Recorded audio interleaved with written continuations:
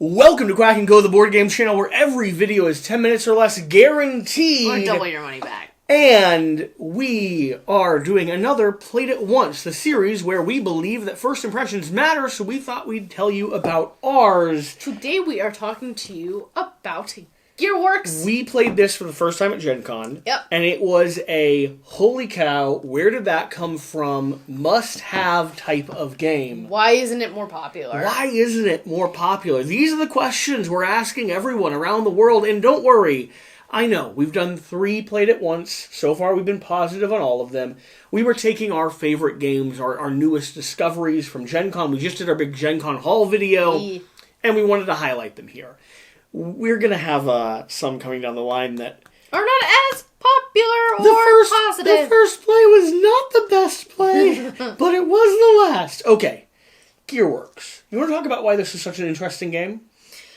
I'm going to have you set it up, and then I'm going to explain why it's so interesting. So, if you like Sudoku, this is a game that plays with that same type of puzzle mechanic. You're looking to complete these various different building patterns that you have to score points. You're going to be doing that by collecting gears. You're going to be collecting gears by placing down cards in this grid, and wherever you played your last card will trigger your ability to claim and own the various different tiles, meaning the various different gears that are available around this. You're essentially going to turn it towards the color that you're playing as, to remember that purple was the last one who played a card in this column. You have a couple restrictions for card placement. Numbers have to keep going in the same direction they've already started, so you can have a 7, 8, 9, but you can't have a 9, 6, 10.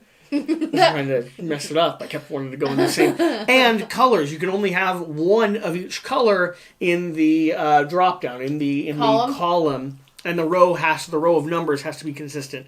So the puzzle of this starts shifting and changing quite a lot, because you're trying to place so you can trigger multiple locations. Yeah. You're trying to figure out the cards that you have in your hand and where and when you can use them, what sequence you can use them to flip these so they favor you. And you're looking to collect the very specific pieces of gear you need and other players need to accomplish the different gear pieces or the different objectives that you have in your hand. I remember for me, it was looking at the specific gear intersection that I needed and looking to see what else could be changed so that it wouldn't land on me. And so I remember looking at the column and saying, okay, once that column's filled, no one can touch that. That last card in that column is the one that seals this one. Same thing for the row. And the rows are harder to fill. There's 5 in the row, there's only 4 in the column, and I was having a hard time with the number sequencing. But I remember that puzzle of, I have to be the last one to flip that gear, otherwise I'm not going to get those parts. Yeah, but if someone else goes into that space or fills it up or flips it themselves, then... And so everyone's vying to get the right intersection of the 2 or 3 pieces of gear they really need, while everyone else is also hunting. It's this competitive Sudoku game. And man, it just worked. I sat there, my brain, being tickled or being scratched by how rewarding this puzzle is. Yeah. You're also trying to decide when to play your cards and when to go. You know that you need that certain piece, but it's almost more in your interest to wait to play that card later on after people have filled up the column so you don't have to go back and forth. Now, is this going to be perfect for everyone? That's the big issue. If you like Sudoku, if you like number puzzles, if you like the idea of a competitive version of that style gameplay, 1,000% you need to go find this game, because there's only a few copies out there in the wild. Yeah. It's not readily available, and I would heavily recommend getting the game mat with it, because it gives you a way to organize the structure, the grid in front of you. If you don't like numbers, if you don't like abstract games, if you don't like Sudoku puzzles, it's not going to work for you, which I think is where this is a hit or a miss. It does have some take that element as well, which can also be a little polarizing. It needed to find, when it came out, it needed to find the audience of people that bought 10,000 Sudoku books. Yeah. Like my grandparents that have Sudoku in the bathroom that they play whenever they're taking a little bit too long to, they're getting older. It's harder to... I'm just saying, we've all been there, burrito night on a Thursday. Listen, we've all been there. And that's when you play Sudoku. They needed to find an audience of people, the millions of people that have bought Sudoku puzzles, because this game has that feeling. Yeah. What's not working? From that first play, what didn't work for you? I'm digging back because this was 3 months ago. It was a while ago. I don't know how the lightning cohesively interacted with the rest of the game. I know it gives you extra powers and abilities that you can spend, like you earn a lightning when you do certain things, but it did not synthesize as well for me. If you get the right connection of that math puzzle was hard. So there's a math puzzle that happens here, and I'd have to look it up in the rulebook to remember it perfectly, but basically if you play down a card that triggers the right connection of your row and column, you then get power, and this power can be used to convert to, I think, manipulating the board in different ways. I believe it was something along the lines of this. Like, if you had a 9 and a 9 minus 3 equals 6. Like it was something subtracting like that.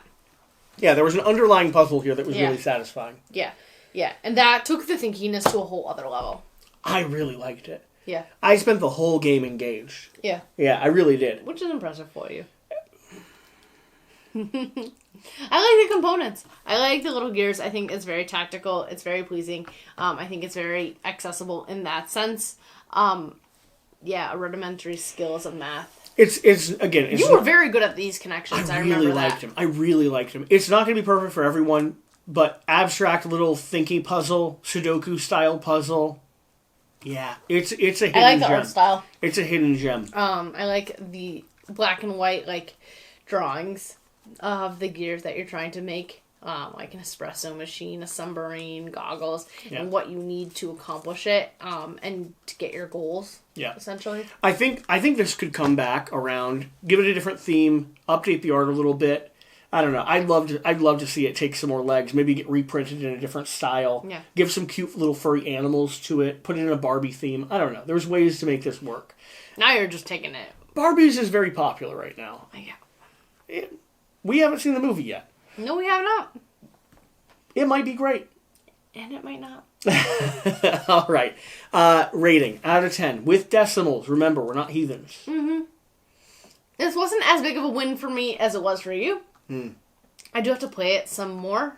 So far, the ratings we've given in this series. Yes. We're going to have a list where we print them out.